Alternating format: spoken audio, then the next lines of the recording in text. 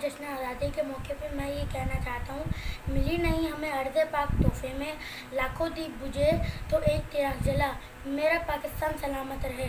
परचम के साथ तने हम एक हैं, हम एक हैं।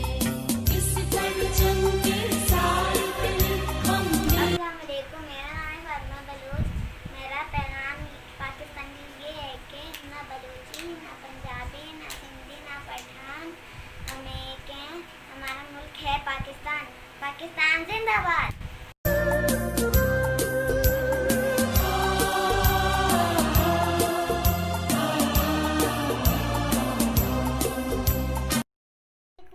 मेरा नाम यूसुफ बलूच है।